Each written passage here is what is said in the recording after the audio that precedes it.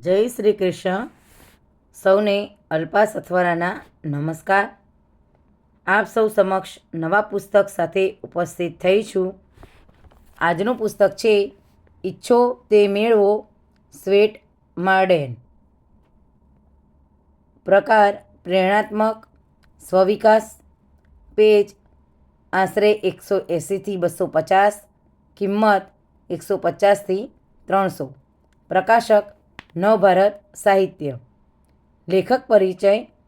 Sweat માર્ડન 1850-1924 અમેરિકાના જાણીતા પ્રેરણાત્મક લેખક હતા. તેઓએ પોતાના જીવનમાં ગરીબી અને સંઘર્ષનો સામનો કર્યો હતો, પરંતુ આત્મવિશ્વાસ અને દ્રઢ નિશ્ચયથી સફળતા મેળવી. તેઓ સક્સેસ મેગેઝિનના સ્થાપક હતા. તેમના પુસ્તકોમાં હંમેશા સકારાત્મક વિચારસરણી, મહેનત અને આત્મવિશ્વાસ પર ભાર મૂકવામાં આવ્યો છે. તેમનો મુખ્ય સંદેશ હતો, તમારી અંદર અપરિમિત શક્તિ છે, તેને ઓળખો અને ઉપયોગમાં લો. પુસ્તકનો વિસ્તૃત પરિચય.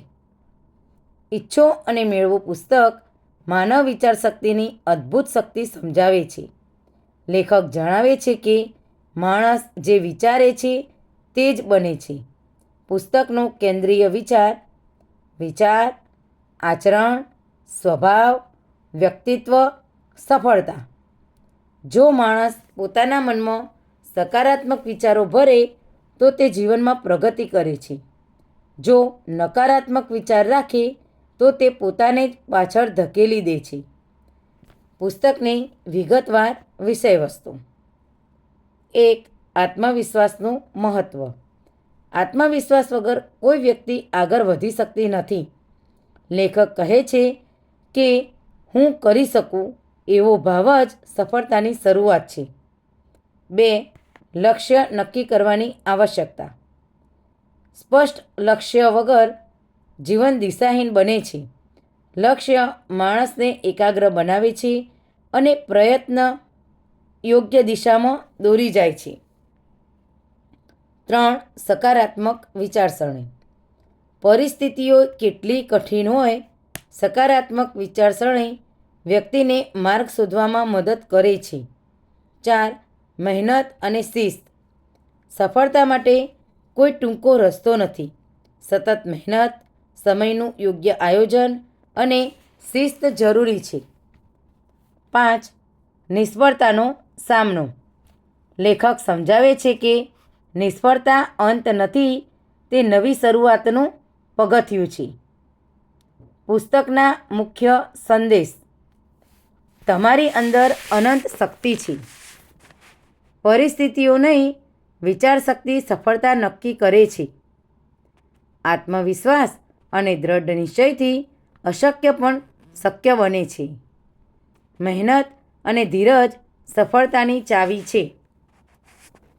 વિદ્યાર્થીઓ માટે પુસ્તકનું મહત્ત્વ. આ પુસ્તક ખાસ કરીને વિદ્યાર્થીઓ માટે ખૂબ ઉપયોગી છે. પરીક્ષા દરમિયાન આત્મવિશ્વાસ વધે છે. નિષ્ફળતાથી ડર ઓછો થાય છે. સમય વ્યવસ્થાપન શીખવાડે છે. સ્પર્ધાત્મક પરીક્ષામાં માનસિક રીતે મજબૂત બનાવે છે. પુસ્તકની વિશેષતાઓ. સરળ અને સમજાય તેવી ભાષા. પ્રેરણાદાયક ઉદાહરણો. આત્મબળ વધારનારા વિચારો. દરેક વયના લોકો માટે ઉપયોગી. પુસ્તકની મર્યાદાઓ. જૂના સમયના ઉદાહરણો વધુ છે. કેટલાક વિચારો પુનરાવર્તિત લાગે છે. મારું વ્યક્તિગત મંતવ્ય. મને આ પુસ્તક ખૂબ જ પ્રેરણાદાયક લાગ્યું.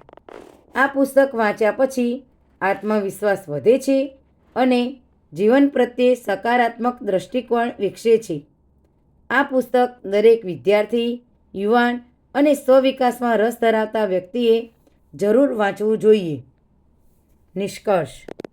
ઈચ્છો તે મેળવો આપણને શીખવે છે કે જીવનમાં સફળતા મેળવવા માટે સૌથી મહત્ત્વપૂર્ણ વસ્તુ છે વિચારસરણી. જો આપણે સકારાત્મક વિચાર, આત્મવિશ્વાસ અને સખત મહેનત રાખીએ તો કોઈ પણ લક્ષ્ય અશક્ય નથી. સતત મહેનત રાખવી એ પણ એક સારું પાસું છે. આપનો દિવસ શુભ રહે. આભાર. જય હિન્દ.